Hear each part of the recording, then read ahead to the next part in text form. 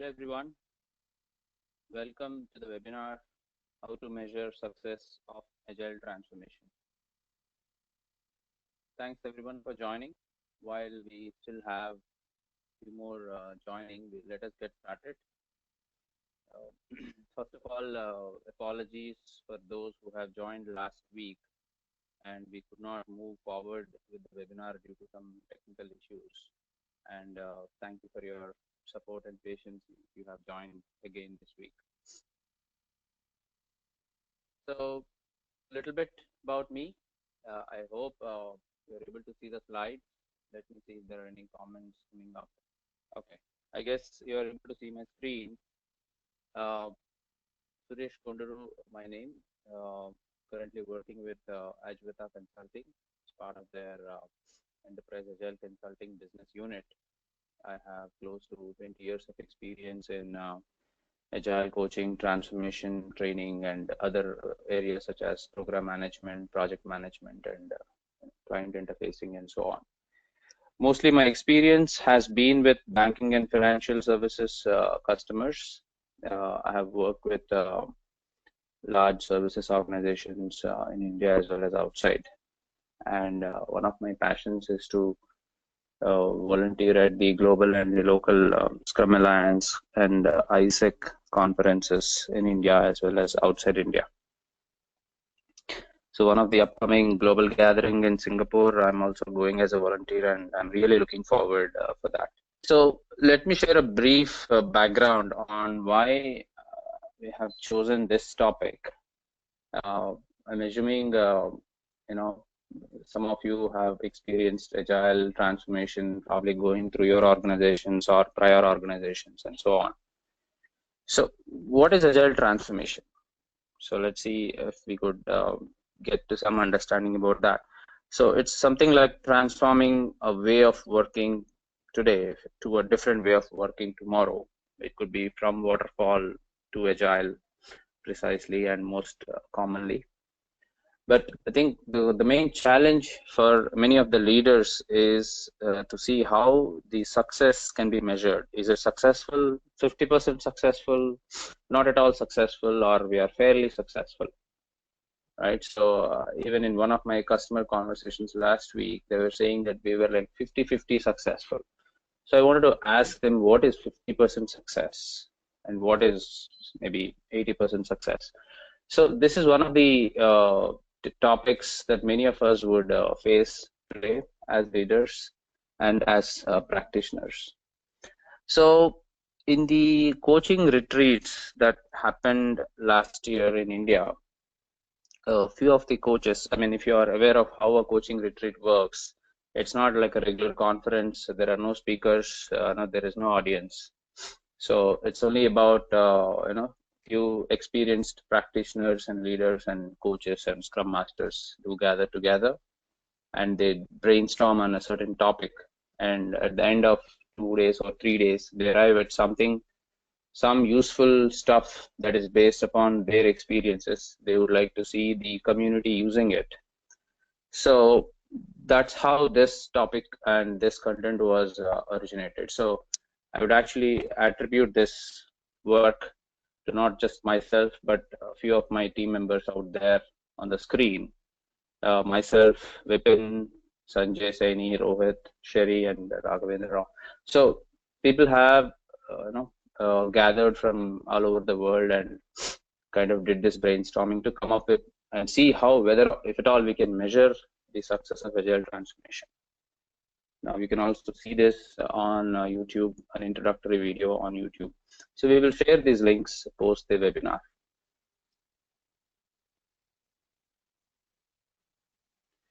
Okay. So some pics about how the coaching retreat was. It happens in sprints, and there is a demo session or a sprint review. There are like various teams working on various topics. Towards the end of each sprint, there is a review that happens, and everyone can ask questions and see what the other team has done. So it's a real collaborative, workshop and brainstorming session. So that's the team. So I'm also trying to show some live material that was created by the team. So that's the charts that you see on the screen. Okay, so I have a small survey here, and we have a couple of surveys also coming in this webinar. Please go ahead and answer this depending upon your numbers of years of experience. Please select an option. We'll probably keep this poll open for a minute or so. Let's keep the poll open for a couple of more seconds and then close it. Okay, so I'm seeing some results, more than 15 years of experience, about 50%, it's about 13 people, and 40% are 5 to 10 years. Okay, thanks so much. Okay, so that gives a fair understanding on what kind of audience we have today. So before we delve into this metrics on how the organizational success is measured, so one thing that I also want to bring up, depending on the discussion we had, was every organization has obviously certain goals, business goals. Maybe we will make this much money by this year, or we will reach this customer satisfaction levels, or we would like to be the top 10 product companies in this particular space, and so on and so forth. So it's very obviously challenging to derive certain metrics, quantifiable metrics, directly from the business goals. Some of them maybe yes, but it's not altogether possible to derive. So one of the suggestions that came from the team is probably we should define a medium or a middle layer of, not exactly metrics, but we call them as organizational levers. For example, one example is, one of the goals is my organization, we would like to, it's a sample organization, would like to become a $1 billion company by 2020, and so on. So the levers that I'm talking about could be, or your customer satisfaction is probably one of the levers, or your sales is probably one of the levers, your higher quality, or anything of that sort through which you can achieve those goals could be your levers. And then from the organizational levers, you can derive certain metrics. For example, customer satisfaction is one of the levers. You can derive some metrics for that and then start measuring those and really see whether you are able to map them into your organizational goals, right? So what we thought was, these metrics are not the regular traditional metrics. These are purely from an agile transformation. And imagine this organization is going through an agile transformation. So these metrics are to measure the the work or the progress and whatever is required while going through the agile transformation. So we will look at certain metrics today and then see if those are going to be really helpful to you. And the obviously there are several roles in the agile transformation process in the organization. So we would like to have metrics for each of these roles and what they would like to measure.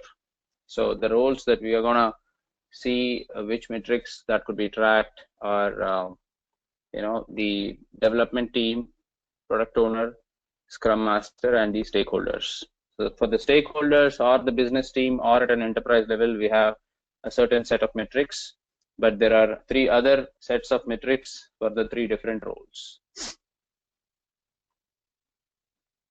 However, we could have n number of metrics, but then the suggestion or the practice is not to track all of them.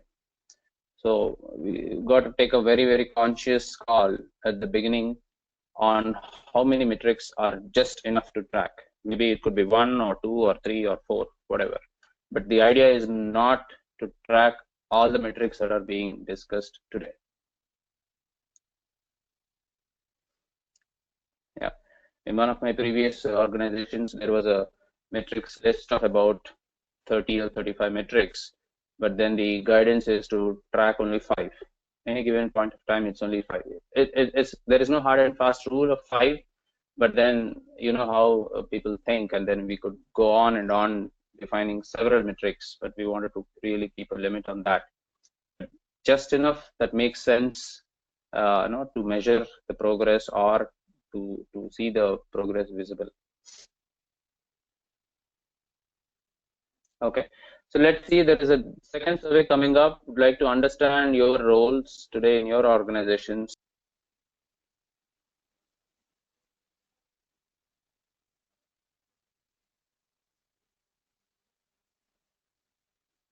Wow. So we have about 65% in senior roles, project management, program management, and almost 15% are agile coaches and 15% are scrum masters. Okay, awesome. And we have 5% product owners as well. So let's move on. Let's look at the various metrics that we can track. Metrics for the product owner. I think the most common metric, and I'm sure many of you would have used this, is business value of a user story, of a particular feature in your product backlog. So there are various ways on how to determine business value. Some of them use dollar terms, while some of them, it may not be possible to quantify in dollars. So probably many product owners use something called as business points, which is again relative in nature, like your regular story points. So business points is also used as one of the metrics to measure business value. And I have seen many product owners have used revenue generated per feature level, right? So when you have a product vision and then which is broken down into a set of features, and probably you could write a lot of user stories for each feature, but then you can also measure revenue that was generated per feature. So now in this webinar, we are not going to really go into detail on how this metric can be defined, but then this is more like a suggestion of these are the metrics that can be tracked. Again, computing a revenue per feature may not be possible every time. Again, as I said, these are not the complete set of metrics that must be tracked. These are again useful to be tracked, and it's really to your discretion whether you really want to do it or not. Feature usage index. So this is something that came as a suggestion in the team that there are several features that are developed as part of the application, and then it could be a good idea to measure how many features are actually being used. If there is a survey, really 20% of the features are mostly used for any enterprise application, and 25% of the features are moderately used, and there are like more than 50% of the features are never used in enterprise applications. So that's exactly the reason why Agile as a way of working is becoming more and more popular and is the norm in the industry today, to employ some of the Agile frameworks and develop something that is most valuable, and that's the highest, it could be revenue generation or it could be any business value for that matter. So feature usage index will probably help you see what kind of features are actually being used and probably getting you the best value or the best revenue.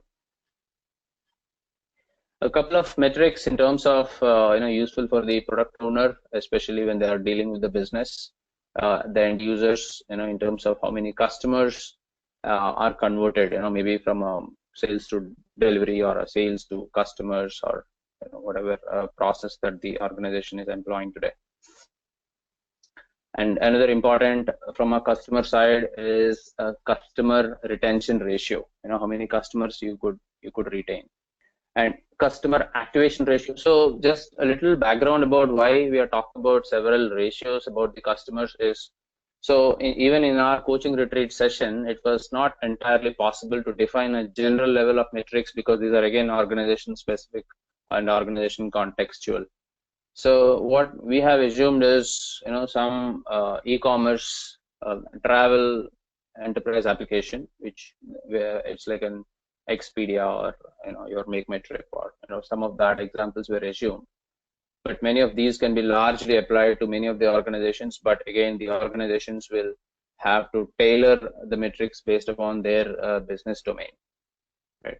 So even if you take a customer activation ratio, it could be applicable even to a banking industry. How many customers are active today? There are several customer base but probably only percentage of them are active. So that could be probably useful for the product owner. And it's not necessarily a team level product owner would be tracking all of these. Some of them could be your chief product owner or your product management team could also be tracking some of these metrics, and it will boil down to a team level product owner as well. So it's again contextual. It has to be tailored, customized based upon your scenario. And by the way, after the webinar, I'm always available. If you need some help in terms of defining what metrics that can be tracked to your project today, and we can always have those conversations offline. Response time is definitely one metric that can be tracked for the application, depending on what kind of application that is being developed. So this one, the number of business domain knowledge sessions, this is not entirely to do with the business, but then in Agile, one of the key success factors is availability of your product owner, right? If the product owner is entirely from the business team, he or she may not be available, and then that could probably be a blocker, in delivering or in executing and meeting your sprint goals. So we would like to also track in terms of his availability, but this could be one aspect of the product owner's availability. There could be other aspects that you can define as well. But then we thought that how many sessions or even how many clarifications that he has provided that the product owner has been able to for the team is what we wanted to highlight this. But this is exactly not a metric that you could track. It can be again customized based upon what you want to. Backlog readiness, backlog refinement that is done usually a couple of sprints earlier in terms of what is a steady flow of steady availability of the user stories to the teams for the next 2 sprints. You do the backlog refinement today. So if you are in sprint 1, for those stories which are useful for probably sprint 3 or 4, and assuming that your sprint 2 and sprint 3 stories are already available for the team to choose during their planning stage. So this aspect is what we would like to measure in terms of the backlog readiness. And this could be a good measurement for the product owner to see how available, how ready is the backlog for the subsequent sprint planning sessions. So these are some of the ones for a product owner. So let's see the other roles. So the development team,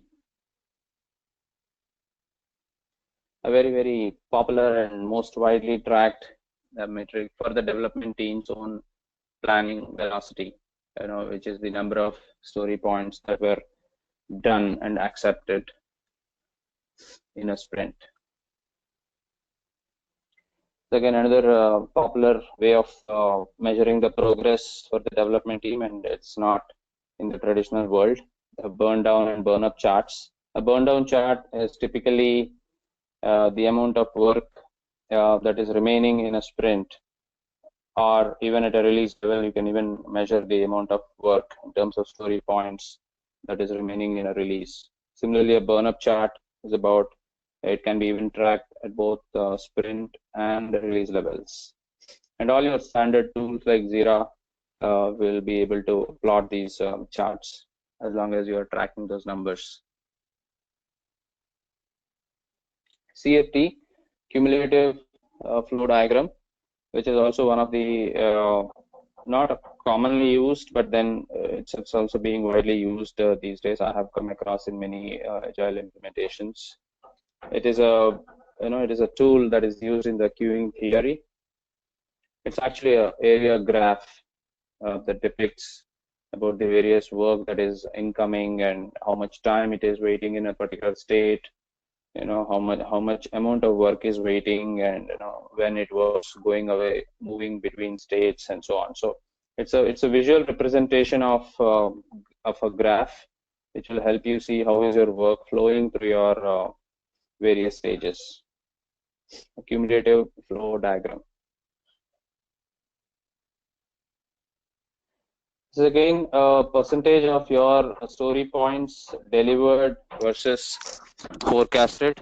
During the sprint planning, there is a little amount of story points that are not committed but forecasted, and then at the end of the sprint, you see how many story points are delivered. So this is again a team measurement metric.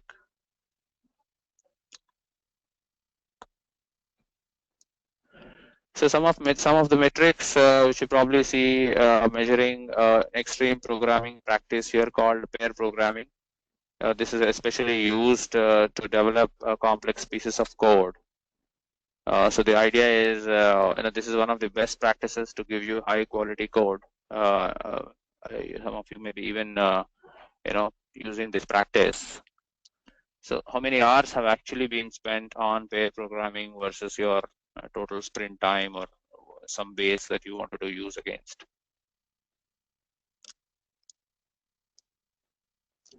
Again, test automation, what is the percentage of automation, automated versus manual test cases? Then again, your deployment steps, how automated is your deployment? So some of these are trending towards the DevOps metrics as well. A couple of coaches were already working on DevOps, so we thought some of these could be used in our regular tracking.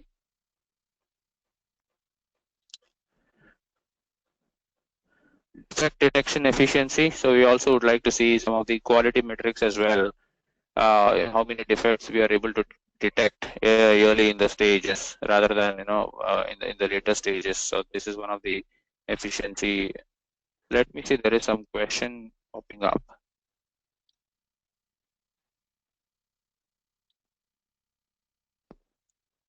Okay, we'll come back to this question. I was assuming if there is some problem with the audio or anything.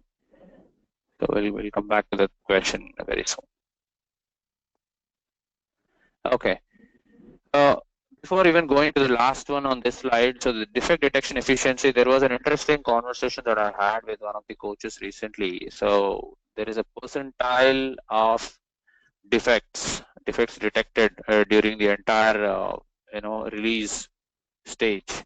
So what percentile of defects were actually detected during the first quarter of the period? What percentile of defects were detected during the second quartile? So that's an interesting thing. I haven't seen anyone using that in my experiences, but the coach apparently said that they were using it, so and that sounded interesting. So I thought I'll make a mention of that. And the last one is there was in fact some organizations which encourage verbal communication, face-to-face communication.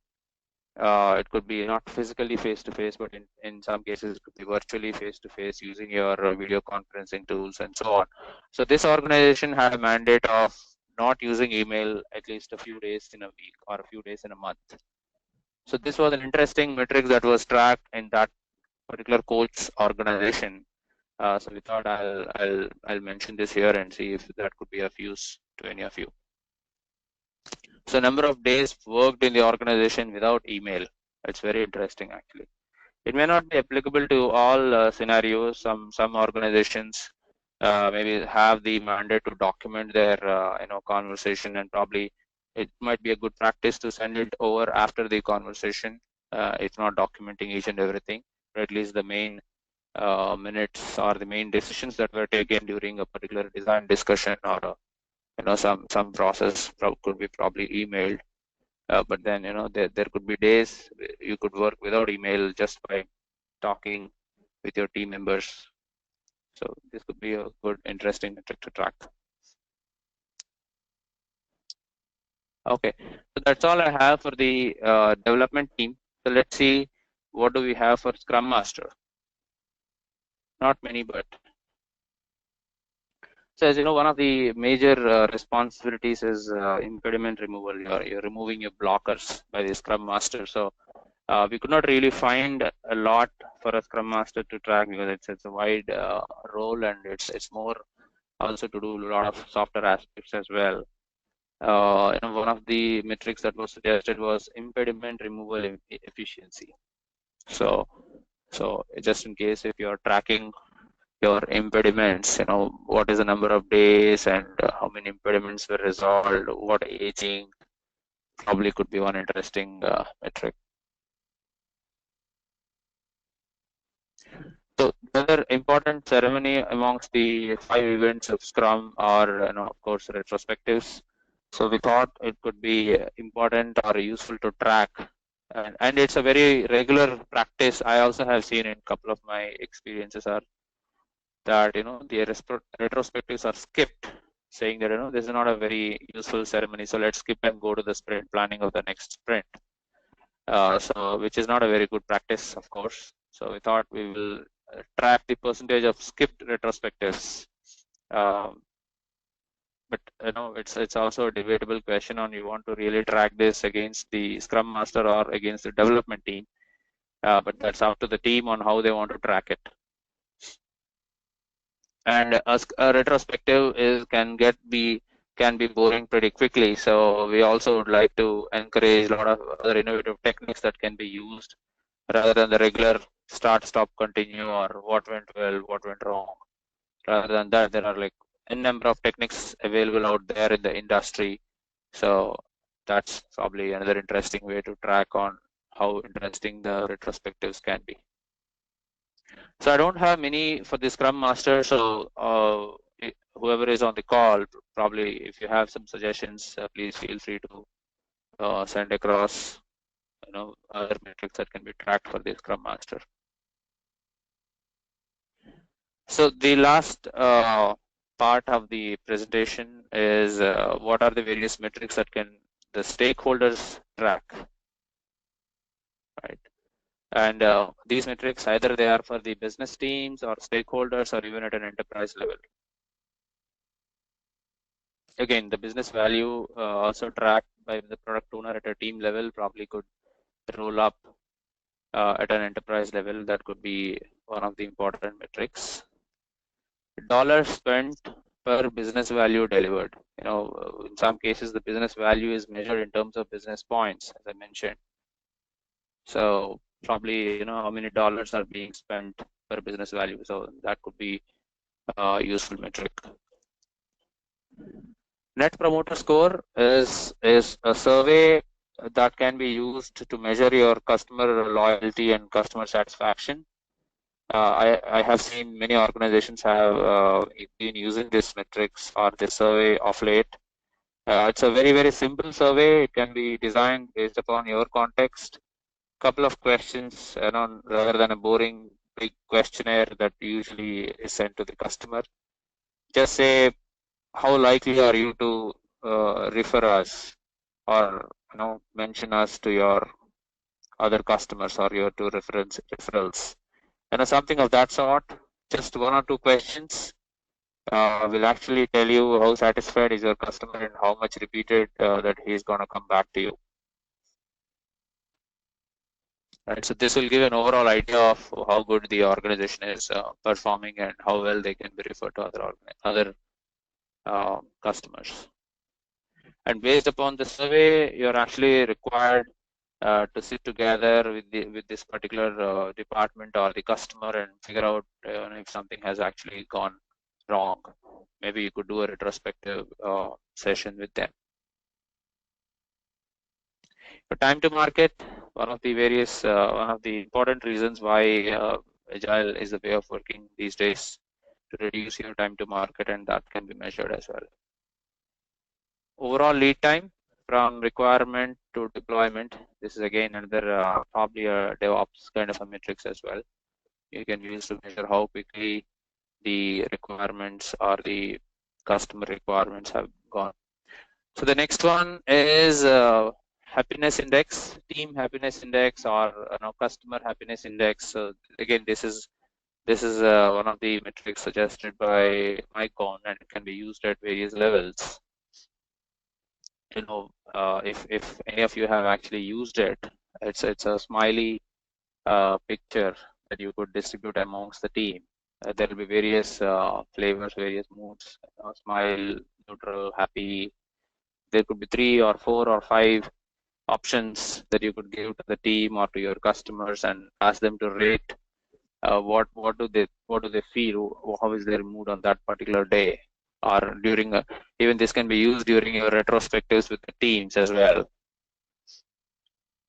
So and then consolidate the responses over time. So it will give you a trend whether a customer is going to stay or he's going to leave or whatever, right? Similarly, your team members are happy, not happy, and then further delve into what actually went wrong.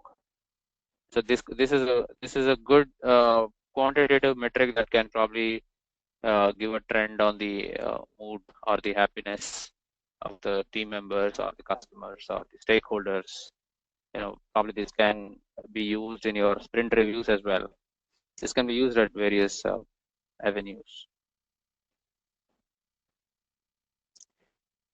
So the other important aspect in any agile transformation is how much is your management or your leadership is with you on the transformation initiative, right? What kind of buy-in they have, how much aware are they about the agile transformation, the agile practices, and how much useful they think are the practices that are currently happening or currently taken up, right? So the next three metrics: agile awareness index, agile usefulness index, management sponsorship or buy-in, could be a simple questionnaire that you could give to your stakeholders or the business users at an enterprise level.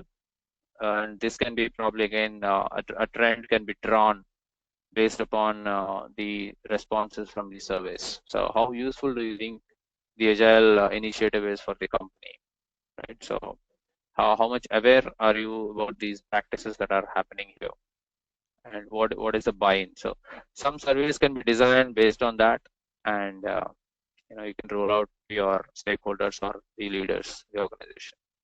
And all of us very well understand how much the overall transformation initiative depends on the leadership buy-in.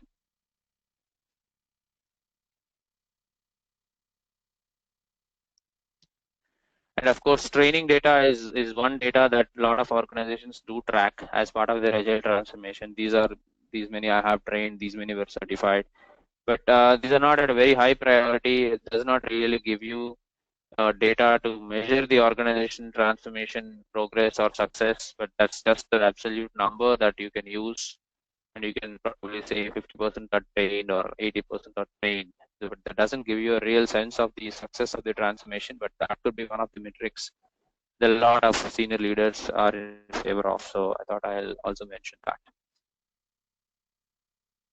So that's all on the business stakeholders level metrics. Let's open up a new poll. Would like to see what is your understanding of this particular question.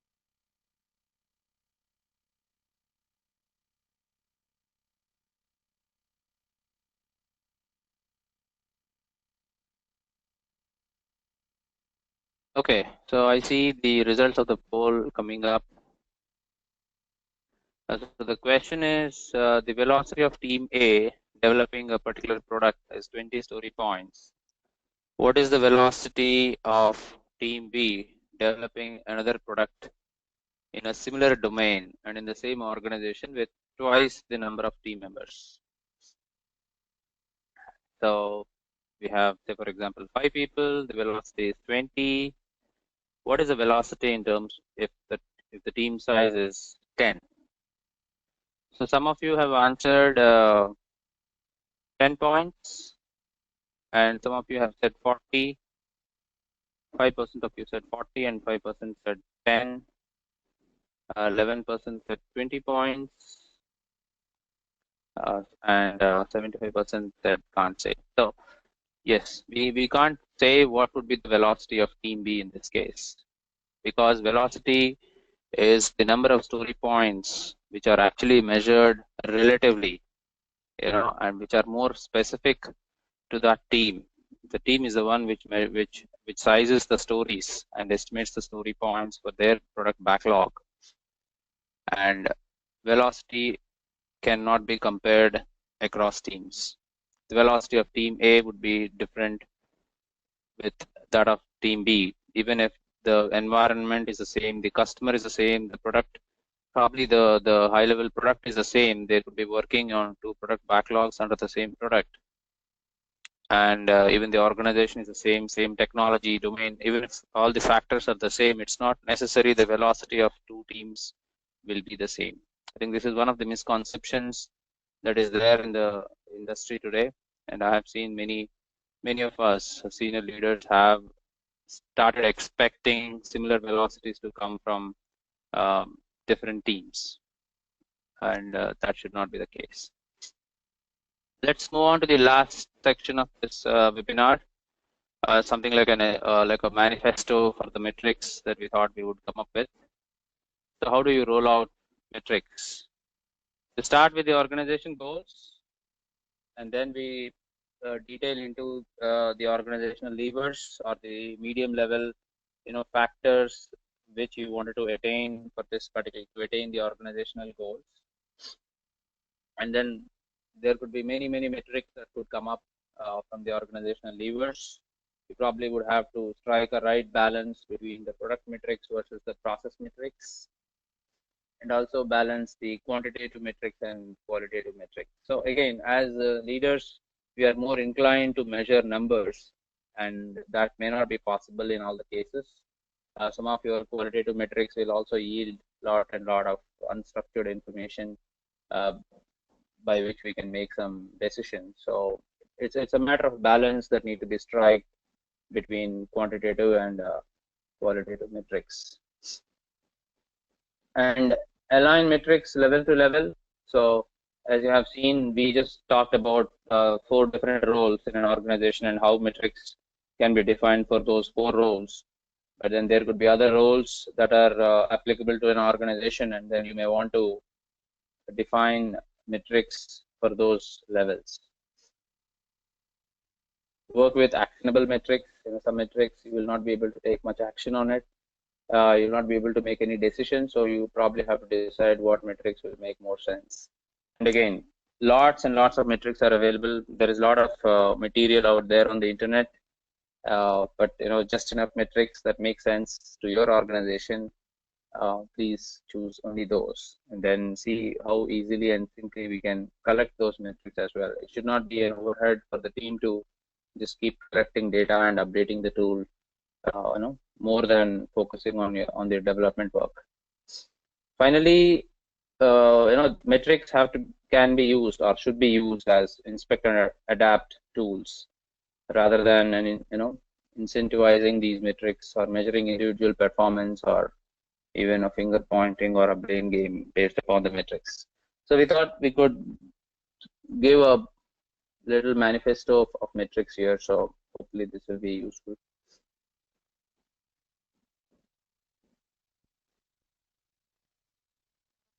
So that's the end of the webinar. Let's see if we have any questions. So there was one question before, and I believe I would have answered that. So initially the metrics were just like, seem to be role focused, and how will we measure the overall transformational success and progress. So we have discussed a lot of metrics today in the final category of the business or the stakeholder level. So some of those metrics can be definitely used on how successful we are as an organization in the transformation process. I'm sure there are more, but we can probably inspect and see what better metrics can apply to our organizational context. Any other questions? Please feel free to write on the chat board. Okay, so I don't see any questions.